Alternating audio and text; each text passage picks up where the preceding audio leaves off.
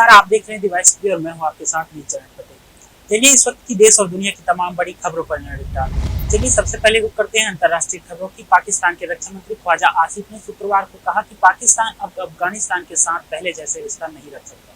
उन्होंने धमकी दी और कहा कि उनके देश के खिलाफ आतंकवाद का स्रोत होगा, वहाँ उन पर भारी कीमत चुकानी पड़ेगी। राष्ट्रपति डोनाल्ड ट्रंप ने शुक्रवार को यूक्रेनी राष्ट्रपति वोलोदिमीर ज़ेलेंस्की के साथ व्हाइट हाउस में लंबी बैठक के बाद कीव और मेक्सिको से युद्ध समाप्त करने का आह्वान किया। सैन्य तख्तापलट के जरिए सप्ताह आने वाले एक सेना कर्नल ने शुक्रवार को मेडागास्कर के नए नेता के रूप में शपथ ली। पाकिस्तानी एयर स्ट्राइक में 3 अफगान क्लब क्रिकेटरों की मौत। पाक के साथ होने वाले T20 सीरीज से हटा अफगानिस्तान, सीज फायर तोड़कर किया हमला।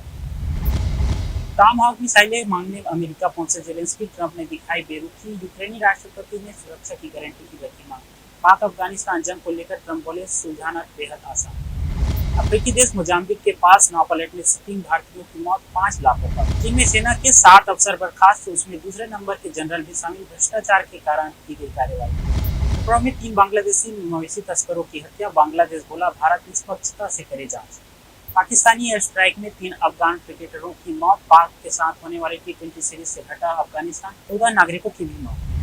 चलिए व्यापार जगत की खबरों पर नजर डालते हैं। इंडिगो ने शुक्रवार को एयरबस के साथ 30 अतिरिक्त A350-900 विमान खरीदने के लिए अनुबंध पर हस्ताक्षर किए। इसके साथ ही चौड़े आकार वाले विमानों के लिए उनके कुल ऑर्डर 7 हो गए। वैश्विक उथल-पुथल और सुरक्षित निवेश के लिए खरीदारी के बीच सोने चांदी की कीमत में नए रिकॉर्ड पर पहुंच गए हैं। विशेषज्ञों ने आगे बढ़ने का अनुमान लगाया है, लेकिन दिवाली के बाद गिरावट की आशंका जताई। सार्वजनिक क्षेत्र में सेंट्रल बैंक ऑफ इंडिया ने चालू वित्तीय वर्ष 2025-26 की दूसरी तिमाही की नतीजे का ऐलान किया है। जुलाई-सितंबर तिमाही में बैंक का 33% मुनाफा हुआ।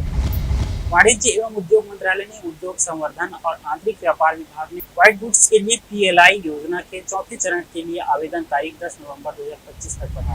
अर्थव्यवस्था मोर्चे पर झटका। विदेशी निवेश मुद्रा भंडारण में लगातार चौथे हफ्ते आई गिरावट। देश का विदेश मुद्रा भंडारण 2.18 अरब डॉलर घटकर रह गया 2.97 अरब डॉलर। चलिए खेल जगत की खबरों पर नजर डालते हैं। महिला वर्ल्ड कप में आज न्यूजीलैंड और पाकिस्तान का मुकाबला। टूर्नामेंट के इतिहास में अब तक नहीं हरा सका है पाकिस्तान, पॉइंट्स टेबल में सबसे नीचे। अगर कर बोले, रोहित और कोहली को हर मैच में परखना बेवकूफ़ी। दोनों ने खुद लिया संन्यास। समी पर बोले, वे पूरी तरह से फिट नहीं। इंदौर की बहू बनेगी क्रिकेटर स्मृति मंदाना। फिल्म डायरेक्टर बोले, हम जल्द करेंगे शादी। टीम इंडिया का 19 अक्टूबर को इंग्लैंड से मुकाबला। वुमेन्स वर्ल्ड कप में साउथ अफ्रीका की लगातार चौथी जीत। श्रीलंका को 10 विकेट से हराया। आमिर खान की फिल्म दंगल फेम पूर्व एक्ट्रेस जायरा वसीम ने की शादी। 2019 में छोड़ दी थी फिल्म इंडस्ट्री। जटाधारा का खौफनाक ट्रेलर रिलीज। खुलेगा खजाने का राज। सोनाक्षी सिन्हा दिखी रौद्र रूप। एक बार फिर एक ही मंच पर दिखाई दिए शाहरुख, सलमान और आमिर खान। रियाद में जॉय फोरम 2025 के लिए किए शिरकत। चलिए राष्ट्रीय खबरों पर नजर डालते हैं। पीएम मोदी ने धनतेरस पर देश के लोगों को दी शुभकामनाएं। बोले, सभी को सुख समृद्धि और आरोग्य की हो प्रार्थना। 2 करोड़ की हीरे जवाहरात से सजावट से दमका रतलाम का महालक्ष्मी मंदिर। दीपोत्सव दाताओं को लौटा दिया जाएगा सारा धन। आज धनतेरस पर पूर्व फाल्गुनी नक्षत्र और ब्रह्म योग का शुभ संयोग। इस बार 6 दिन तक चलेगा दीपोत्सव। धनतेरस से भाई दूज तक बने रहेंगे शुभ योग। लक्ष्मी पूजन से सुख समृद्धि और स्वास्थ्य का मिलेगा लाभ। शनिवार सुबह भारत के असम और पाकिस्तान में महसूस किए गए भूकंप के झटके। असम में तीव्रता 2.7, वहीं पाकिस्तान में 3.5 मापी गई तीव्रता। तृणमूल कांग्रेस सांसद यूसुफ पठान की सोशल मीडिया पोस्ट ने पश्चिम बंगाल में खड़ा किया मंदिर मस्जिद विवाद। DRDO की एक्स्ट्रा मार्क 2 मिसाइल को और घातक बनाने की तैयारी। PL-15 मिसाइल की खूबियों को किया जाएगा साबित। उत्तर भारत में सर्द हवाओं का दौर शुरू हो गया है, जबकि दक्षिण भारत में उत्तर पूर्व मानसून ने दस्तक दे दी है।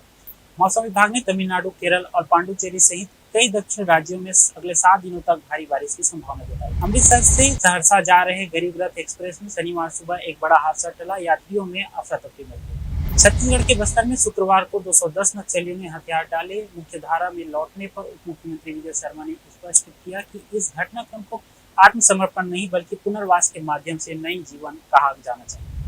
फिलहाल के लिए इन खबरों में इतना ही। ऐसे ही खबरों के लिए बने रहिए हमारे साथ। नमस्कार।